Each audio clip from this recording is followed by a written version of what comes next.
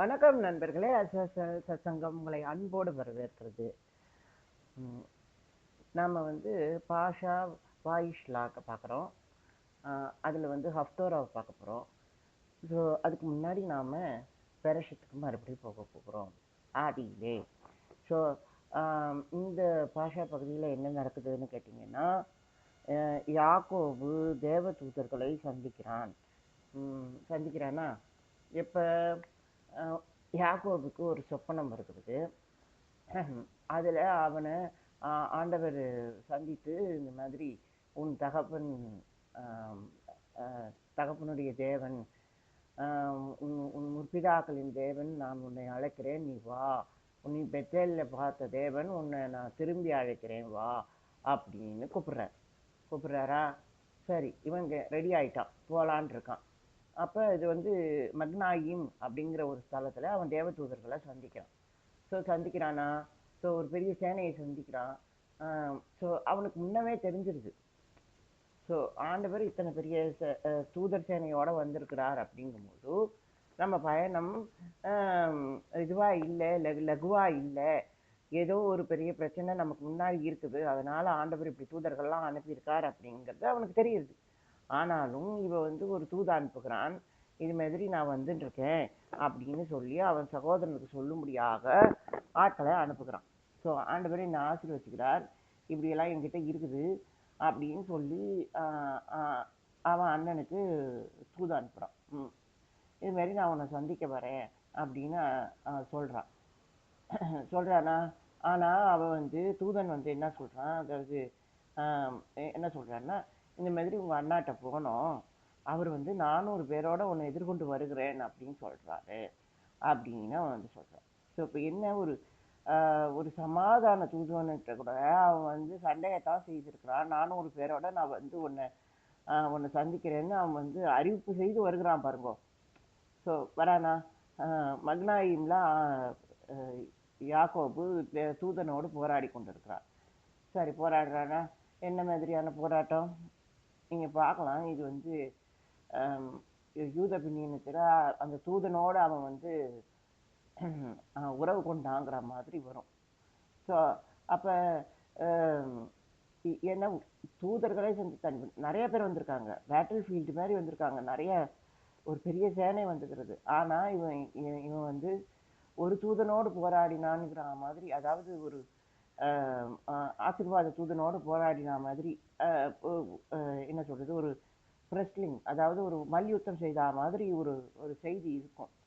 So ஒரு ஒரு ஒரு தூதர் சேனைன்னா ஒரு தளபதி இருப்பானோன்னு இருப்பான், ஒரு தலைவன் இருப்பான். அவன் வந்து தங்கணும், தூதன் தங்கணும். உன் கிருபை தந்தால் ஒழிய நன்மை விடுவதில்லை. ஆக அவன் ரெடி ஆயிட்டான். நீங்க பார்க்கலாம், மான தூதர்களாக இருந்தாலும் அவர்கள் தரித்திருக்க வேண்டும், அவர்கள் அடையாளத்தோடு இருக்கணும். இப்ப இவன் வந்தான், வர வழியில தூதர்களை சந்தித்தான். ஆனாலும் கூட இவன் கண்கள் திறந்திருந்தது, அதனால அவன் சந்தித்தான். ஆனாலும் கூட இது வந்து ஆண்டவரோட ஏற்பாடாவே இருந்தா கூட நீங்க இருக்கணும், நீங்க தங்கணும், எனக்காக யுத்தம் செய்யணும் ஆண்டவரே, நீங்க என் வலது பரிசத்துல இருக்கணுமே அப்படின்னு நீங்க கேட்கணும். எப்பயுமே வைதிகம் கஷ்டம்தான். நான் என் பாஷையில சொல்றேனே. ஏன்னு கேட்டீங்கன்னா, நீங்க எல்லாத்தையும் பயன்படுத்தணும். நீங்க எப்படி இருந்து வந்திருக்கீங்கோ, ஊருங்கிற பட்டணத்துலேருந்து பாபிலோன்லேருந்து இங்கே வந்திருக்கீங்க, எந்த எந்த செயலில் ஒரு கதையை அனுசரிக்கிறோம்.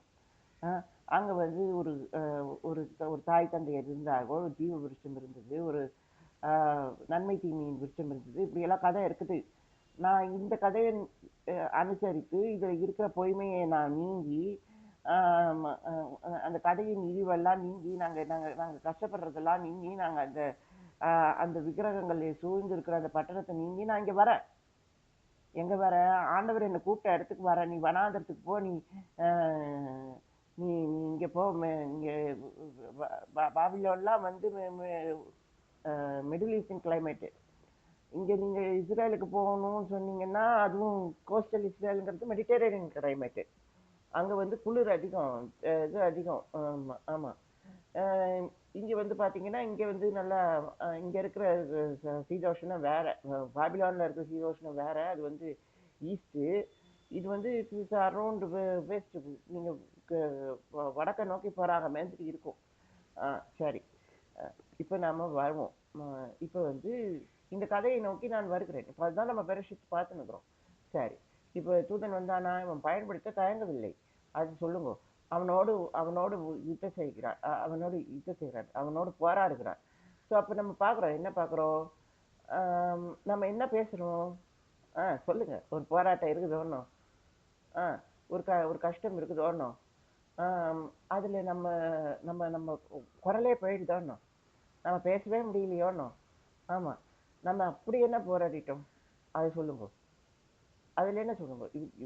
இவன் ஒரு என்ன சொல்றது, இவன் ஒரு பக்தன், அவன் ஒரு தூதன். நடுப்புற ஆண்டவர் இருக்கிறார். ஆண்டவர் அனுப்பி இருக்கிறார். இவன் பக்தன், அவன் தூதன். அவன் வந்து இப்போ ஆபிரகாம் இல்லையா? அவன் 3ஆம் நாள் விருத்த சேதனம் பண்ணப்பட்டது போது அவன் வந்து தூதர்கள் வருகிறார்கள். அவன் வந்து சாப்பாடு சமையல்லாம் செய்து கொண்டு போய் கொடுக்குறான். இதே நீங்க பார்க்கலாம். சீகம் சீகம் ராஜா தன் மகன் இருக்கிறானா, அவன் என்ன பண்ணான்? தீனாள் வந்து பட்டணத்தை சுற்றி பார்க்க வருகிறாள். அவளை இவன் வந்து நேரம் பார்த்து சீரழித்து விடுகிறான். ஆமா. ஆனா அவன் வரான். அவன் தகப்பனாரை அனுப்புறான்.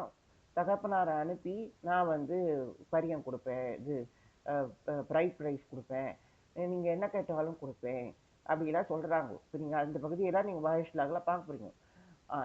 ஆனா இது வந்து ஏன் நான் வந்து பெருசுல சொல்றேன்னு கேட்டீங்கன்னா, இப்ப இப்ப பாருங்க, இதுல வந்து எது அடையாளமாக இருக்கிறது அப்படிங்கிறத நீங்க பார்க்கணும். என்ன மாதிரியான அடையாளம்? ஸோ நீங்க பார்க்கலாம். ஸோ இப்போ வந்து அவன் வந்து பரியம் கொடுப்பேன் அப்படின்னு சொல்றது வந்து யாக்கோபோட அடையாளம். ஏன்னா அவன் தான் கொடுத்தான்.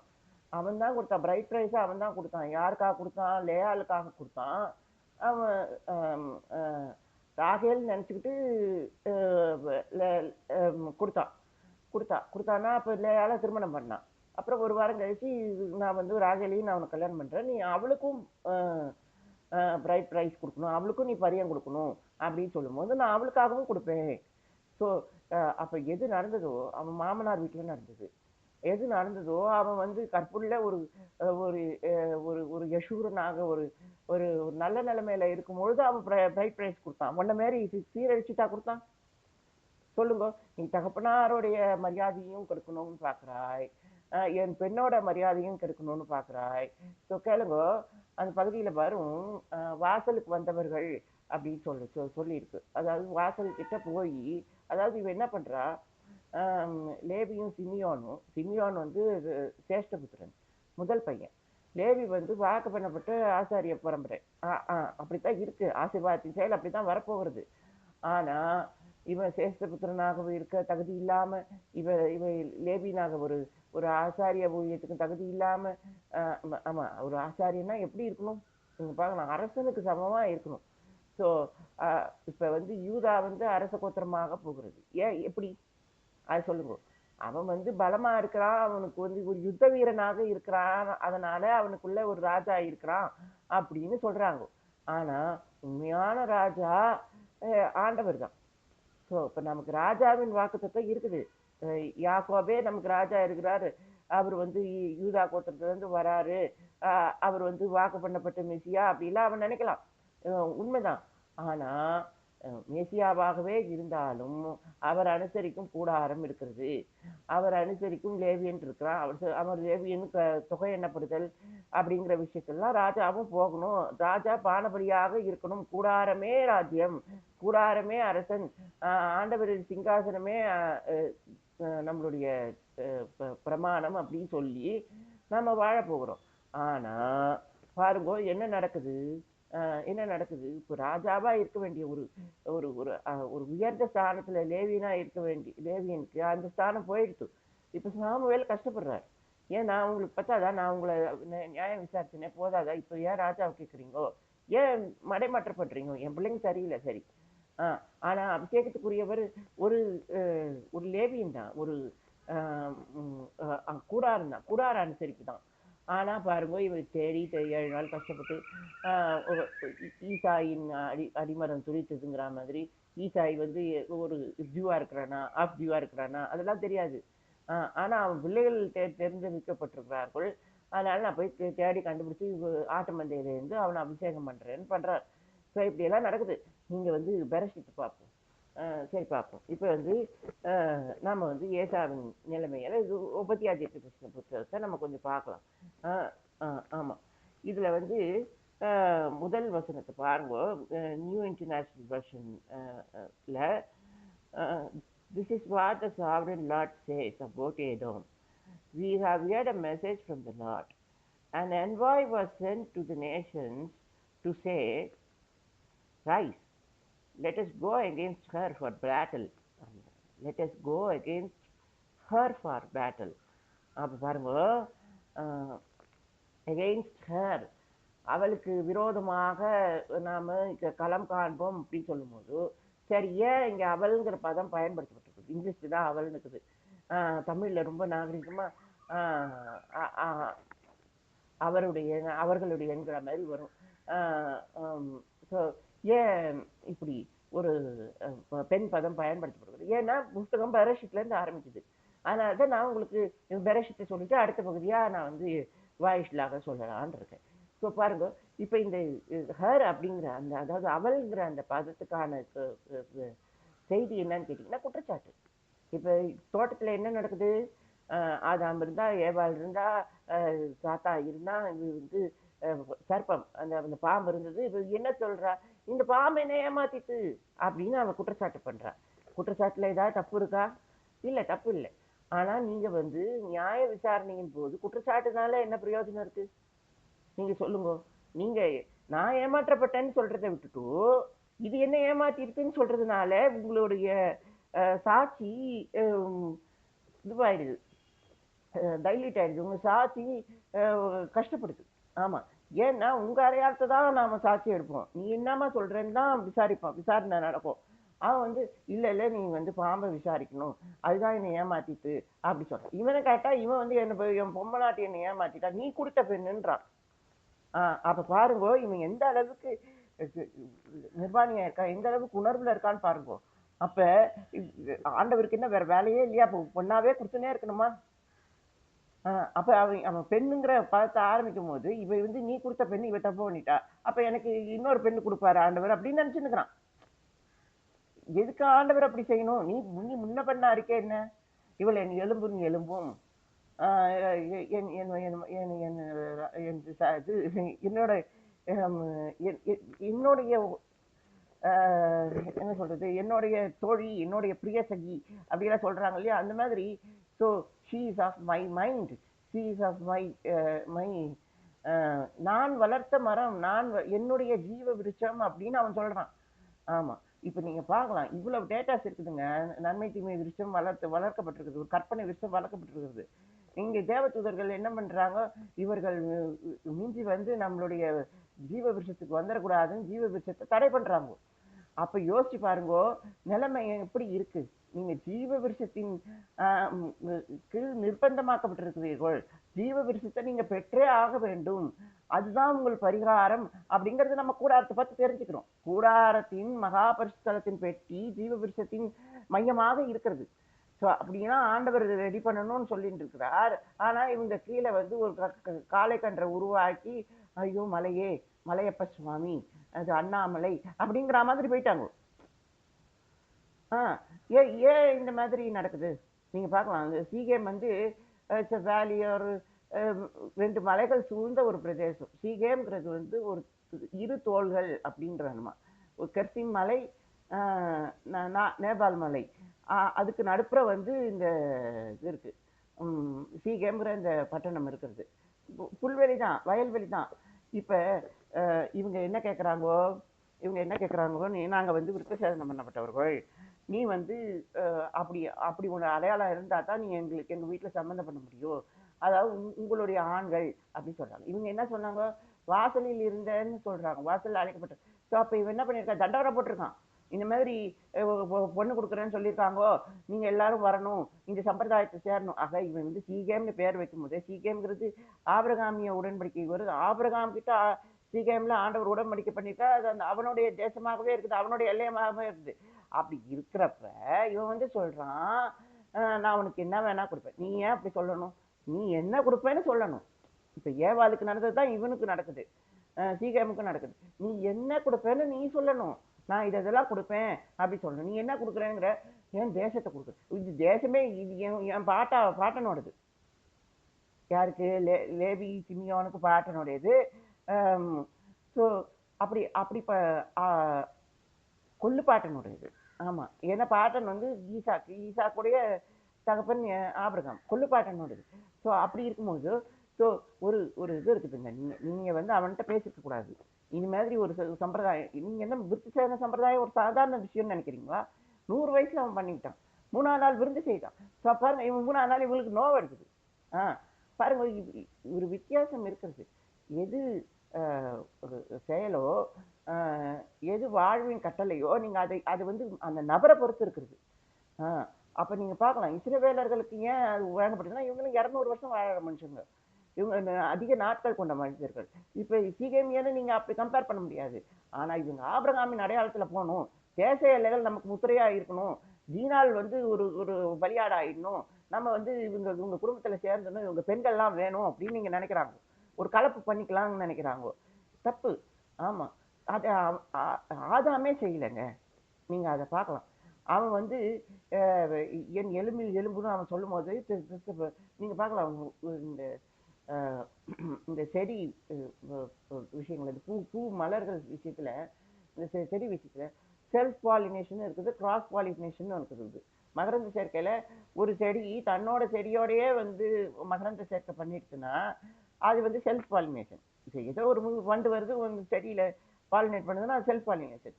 இப்போ வந்து ஒரு செடி அதே இனம் தான், ஆனா இன்னொரு செடியோட சேர்ந்து பாலினேட் பண்ணுதுன்னா அது வந்து கிராஸ் பாலினேஷன்.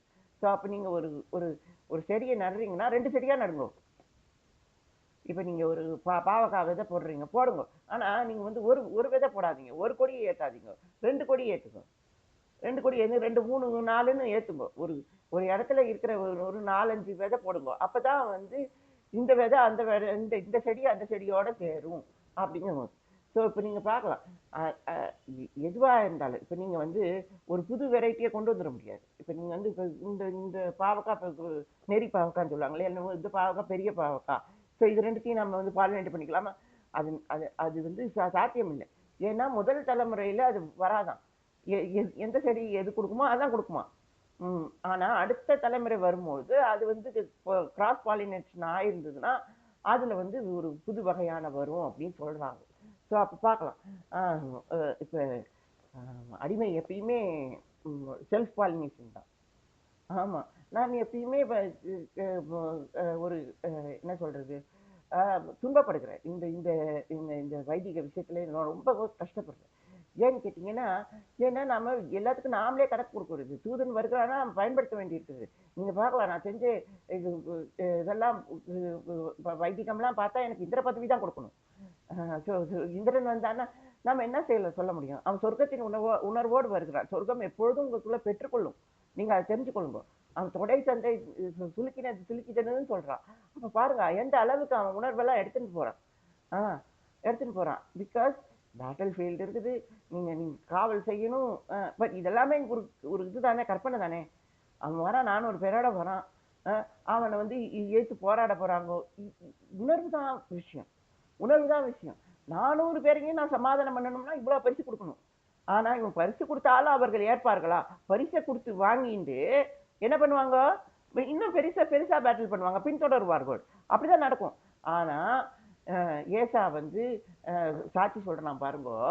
ஏசா வந்து சாட்சி சொல்றான் பாருங்க. இந்த மாதிரி என்னை வந்து உன்னோட தேவன் வந்து என்னை வந்து சந்தித்தாரு, நானும் கனவு கண்டேன், என்னையும் இந்த மாதிரி தடை பண்ணு, அவன் ஒன்றும் தம்பி ஒன்றும் கெட்டவன் இல்லை, அவன் பாவம் இங்கே கஷ்டப்பட்டுட்டு வெளிநாட்டில் போயிட்டு கஷ்டப்பட்டு வரான் அப்படின்னு அவர் சொன்னதாக இவன் சொல்லுகிறான். ஸோ அப்போ இவனுக்குள்ள என்ன இருக்கு? இவனும் ஆபிரகாமின் வீட்டில் தான் பிறந்திருக்கான். ஆனா இவன் வந்து இதுவா இருக்கான், எல்லாமே எனக்கு வேணுங்கிற ஒரு எல்லாமே சகஜங்கிற ஒரு எண்ணத்துல இருக்கான். இப்ப ஆதாம் எப்படி பாவத்துல இருக்கிறானோ அது மாதிரி, ஈ கொடுத்த பெண்ணுங்கிறானோ அது மாதிரி. ஸோ வேற பெண்கள் இருக்காருங்கன்னு அவன் நினைக்கிறான் பாருங்க. அந்த மாதிரி அந்த மாதிரி இவன் இவன் கொஞ்சம் இதுல ட்ரபிள்ல இருக்கான். ஸோ அப்ப நீங்க ஆதாம்ல போய் ஏதோம பாக்குறீங்களா? என்ன பண்றதுங்க? நான் உங்களுக்கு வெரஷிட் சொல்லி ஆகணும். ஸோ கேளுங்க. இப்ப நீங்க வந்து போராடியாச்சு, செய்தாச்சு. ஸோ இது இது இது என்ன சொல்லுங்க, நாம வந்து ஒரு பிரமாணத்துல இருக்கோம், இது இது சரி இது தப்புன்னு. ஆனா நீங்க பாருங்க, தூதன் வரான், போராடுறீங்க. இப்ப நீங்க கேளுங்க. நாங்க வந்து ஒரு இதுக்கு போயிருந்தோம், பர்ச்சேஸுக்கு போயிருந்தோம். என்னுடைய பேஸ்டர் அவர்களோட நான் போயிருந்தேன். அங்க வந்து ஒரு என்ன சொல்றது, நாங்க வந்து காணிக்கை பெட்டி, சிறுவர்களுக்கான காணிக்கை பெட்டி, அதாவது ஒரு சின்ன கையடக்கமான ஒரு ஒரு பிஜி பேங்க் சொல்றாங்க இல்லையா, அது மாதிரி ஒரு பெட்டியை இது பார்க்க வாங்கணும்னு சொல்லிட்டு ஒரு 15-20 வாங்கணும்னு சொல்லிட்டு நாங்க போனோம். அப்ப அந்த இடத்துல வந்து ஒரு ஒரு என்ன சொல்றது, அது வந்து ஒரு வெங்கலக்கடை. அங்க வந்து நிறைய சிலைகள், ஒரு இதெல்லாம் இருந்தது. இந்த இந்து மதத்தின் காரியங்கள்லாம் இருந்து, விளக்கு, குத்து விளக்கு எல்லாம் இருந்தது. அப்ப என்னுடைய போதகர் வந்து இவர் வந்து செருப்பு போட்டிருந்தார், ஒரு ஷூ போட்டிருந்தாரா. அவன் அப்பதான் பொழுது போன நேரத்துல நல்லா இதெல்லாம் பூஜையெல்லாம் போட்டு வாசல்ல இதெல்லாம் ஏற்றி வச்சிருக்கான், விளக்கெல்லாம் ஏற்றி இதெல்லாம் பண்ணி வச்சிருக்கான், திருஷ்டியெல்லாம் கழிச்சு வச்சிருக்கான். ஸோ இப்போ வந்து இவர் வந்து உள்ள போகணும். அவன் வந்து சொல்றான், நீங்க செருப்பு போட்டிருந்தா, ஷூ போட்டிருந்தா பரவாயில்ல, நீங்க உள்ள வரலாம். ஆனா அங்க பாருங்க, இந்த வாசல்ல வந்து பெரிய நடராஜ சிலை நிக்குது. காலை துக்கி அப்படின்னு சொல்லுவாங்களே, அப்படி அப்படி ஒரு இது இருக்கு, பாட்டு இருக்கு. அந்த மாதிரி ஒரு பெரிய சிலை இருக்கிறது. அவர் வந்து அவர் வந்து நாராயண பிள்ளை தான். அவர் வந்து கன்வெர்ட் தான். ஆனா அவர் வந்து ஒரு இது பண்றாரு பாருங்க, ஒரு ஒரு கஷ்டம் இருக்குது பாருங்க. செருப்பு போட்டுன்னு வரலான்னு சொன்னப்பையும் கூட இவர் போல பாருங்க. சரி, என்ன கழட்டுனா என்னால அதை திருப்பி போட முடியாது, நான் கஷ்டம் எனக்கு. ஆனா நீ வந்து இது போட்டுட்டு வரலான்னு சொல்லிட்டாய். ஆனா நான் வந்துட்டேன்னா, நீ போன பிறகு இவன் போட்டுன்னு வந்தானே அப்படின்னு நீ சொல்லுவாய். ஏன்னா நாங்க வந்து காணிக்கப்பட்டின்னு தான் சொல்றோம், உண்டியன்று சொல்லல. நாங்க ஒண்டியல்னு சொல்லியிருந்தோம்னா அவனுக்கு வித்தியாசம் இல்லாம இருந்திருக்கும். ஸோ அதனால நாங்க நாங்க அது வந்து இது பண்ண வேண்டியது. ஒரு தூதன் எப்பயுமே இருக்கிறான். ஆமா. ஒரு ஒரு ஒரு கஷ்டம் எப்பயுமே இருக்கு. கண்கள் திறக்கப்பட்டவர்கள் இருக்கிறார். நான் வந்து இங்க வந்து வித்தியாசமா எதுவும் இல்ல. ஆனா இங்க வித்தியாசமா இருப்பது என்னன்னு கேட்டீங்கன்னா, நீங்க இங்க பயன்படுத்தணும், பொறுப்போட இருக்கணும். ஆதாம போல இருக்கக்கூடாது. நீங்க வந்து இயேசுவை பாருங்கோ அப்படின்னு சொல்லி நம்ம வந்து பயிற்சி பண்ணிருக்கோம். இப்ப செல்ஃப் பாலிசிஸ்ன்ற ஒரு ஒரு கஷ்டம் இருக்குதா? இவனும் வித்து அவளும் வித்து, அப்படித்தானே? ஆமா. எங்க எங்க ஆசிரியர் கூட சொல்லுவாரு, அவன் தனியா இருக்கிறதுக்கு அவனுக்கு உரிமை இல்லையா, இவ தனியா இருக்கிறதுக்கு இவளுக்கு உரிமை இல்லையா? உண்மைதான். ஆனா ஆனா எது ஆரோக்கியம், எது இதுன்னு நீங்க பார்க்கணும். அது ஒரு என்ன சொல்றது, ஒரு செல்ஃப் பாலினேஷனும் உண்மைதான். ஏன்னா அவன் செடியில, ஒரு செடியிலே 2 பகுதியும் இருக்கும். 2 பகுதியும் இருக்கும். ஒரு ஒரு மகரந்த சேர்க்கைங்கிறது, ஒரு வண்டு வந்து செய்து விட்டு போகும். ஒவ்வொரு பூலேருந்து இன்னொரு பூ, ஒரு செடியில ஒரு 10 பூ இருக்குன்னா அது எல்லாத்தையும் தான் தொட்டுட்டு போகும். தொட்டுட்டு போகும். எல்லாமே சேர்ந்து செல்ஃப் பாலினேஷன் அப்படிங்கிறது. செல்ஃப் பாலினேஷன் கிடையாது, ஒரு ஒரு வண்டு தான் பாலினேட் பண்ணுது.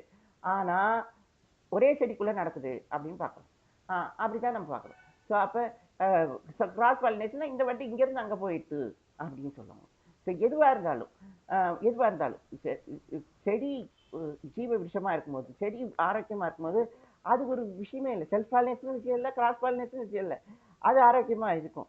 ஆனா ஒரு வாய்ப்பு இருக்கும்போது, ஒரு 2வது செடி இருக்கும்போது, 2 பேர் புருஷன் பொண்டாட்டின்னு இருக்கும்போது ஒரு ஒரு ஒரு இது இருக்கு, ஒரு முத்திரை இருக்கிறது, ஒரு ஒரு உறுதி இருக்கிறது.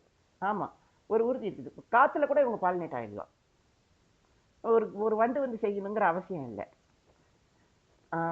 அது நீங்க தெரிந்து கொள்ளுங்க.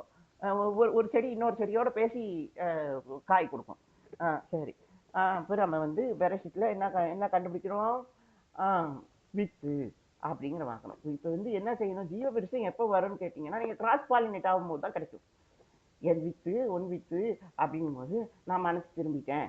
நான் வந்து நாம வந்து நீ என் எலும்பில் எலும்பு, நீ மறுபடி என்னுடையவள் அப்படின்னு அவன் அவன் வந்து மறுபடி ஒரு ஒரு இது பண்ணணும். இவளை வந்து ஏத்துக்கணும். இவ ஏதோ இது பண்ணிட்டா, குற்றம் சாட்டிட்டா அப்படிங்கிறதுக்காக இவளை நீ நம்ம வந்து பொம்பளைன்னு சொல்றதுக்கு என்ன இருக்கு? அவ எப்படி பொம்பளை சொல்லு? அவ உன்னால தானே, உன் கற்பனையில தானே நீ நீ வளர்த்த விட்டு தானே அவ. ஆஹ் உன்கிட்ட இருந்து எடுத்து உனக்கு உனக்கு உதவணும்னு தானே ஆண்டவர் கொண்டு வந்தார். நீ ஆணா இருக்கணுங்கிறதுக்காக தானே உன்கிட்ட இருந்து இவளை பிரிச்சாங்கோ. அப்படி பாருங்க. இவள்கிட்ட நீங்க என்ன சொல்லணும்? நீ நீ பெண்ணா இருக்கிறதுக்காக தானே நீ அவன்கிட்ட இருந்து பிரிஞ்சு வந்தாய். இல்லைன்னா நீயும் குற்றச்சாட்டு சொல்றதா அர்த்தம் இருக்குதா அப்படின்னு நம்ம சொல்லி இந்த இந்த இந்த பகுதியில நாம என்ன சொல்லணும்? ஏன் வந்து ஏதோமா அவள்னு சொன்னாங்கோ ஆண்டவர் அப்படி சொன்னா, ஏன்னா குற்றச்சாட்டு ஏதோம் கிட்ட இருக்குது. நீங்க பார்க்கலாம். இவன் வந்து ஒரு ஏதேமி சாரி ஏமன் யூதர்கள், ஆமா, புலம்பெயர்ந்த அரேபிய யூதர்கள் கிட்ட இருந்தா பேசுங்க. அவெல்லாம் என்ன சொல்லுவான்? யாக்கோபு எத்தன் ஏசா கிட்ட ஏமாத்தினா அப்படி அது அவனுக்கு சொரிஞ்சு விட்டா மாதிரி இருக்கும். ஏன்னா அவனுக்கு அவனுக்கு கதையில அந்த பகுதி அவனுக்கு தெரியும். எப்பா இன்னொரு பகுதி இருக்குப்பா. ஏசாவும் தடுக்கப்பட்டான், அவனுக்கும் ஆண்டவர் செஞ்சு கனவு வந்துச்சு. அதே மாதிரி பரிசு அளிக்கப்பட்டது. அவன் காத்திருந்தான், அப்படியே சாஸ்தாங்கம் பண்ணி வந்தான். அதெல்லாம் நம்ம சொல்லணும். அதெல்லாம் சொல்லணும். கதையின் பகுதி இது நிறைய நன்மை இருக்குது. ஆனா பேசுறப்ப இது எத்தன்கிற அந்த மாதிரி இதை பேசுறான். அப்ப என்ன சொல்ல வராங்க? அவன் எத்தனை இருந்தாலும் ஏசு அவனை செஞ்சுட்டாரு. அப்ப என்ன ஆண்டவருக்கு வேற வேலையே இல்லையா? எத்தனையே தான் செஞ்சுட்டு இருப்பாரா? இல்ல நீங்க நீங்க இது இதுல வந்து என்ன சொல்றது, அறிக்கை பண்ணுறது இதுதானா? இல்ல நீங்க அது பண்ணது நான் நான் வந்து நீங்க யாக்கோபை போல எத்தனா நீங்க அதை யோசிச்சு பாருங்க. அவன் தாமதம் பண்ணா, யாக்கோபு வந்தாரு. தூதனுக்கு பதில் சொல்லணும். ஒரு ஆசீர்வாதத்தின் செயலை தாமதப்படுத்தக்கூடாதுன்னு அவன் போய் இது பண்ணான். ஆரம்பத்துலேருந்தே அவன் அதுதான் பண்ணிட்டு இருக்கான். பாவம், போராடிட்டு இருக்கான். ஸோ இப்போ நம்ம பார்க்கணும், ஒரு ஜீவ விருஷம் வரணும்னா ஒரு ஒற்றுமை வேணும். ஒரு ஒரு தம்பதியரா, ஒரு ஒரு குடும்பமா, அங்க வந்து வித்து விதையாக மாறணும்னா ரெண்டுத்துக்குள்ளேயும் ஒரு ஒற்றுமை வரணும். ஒரு ஒரு கிராஸ் பாலினேஷன் இருக்கணும். ஒரு இது இருக்கணும் அப்படின்னு நீங்க பார்க்கணும். இல்லைன்னா நீங்க வந்து வேக்கம் கிளீனர்ல மாட்டின குருவி மாரி ஆயிடுவீங்க. ஆமா. ஏன்னா ஏன்னா அதனால பிரயோஜனமே இல்லையாண்ணா. அது சச்சங்கம். நன்றி நண்பர்களே.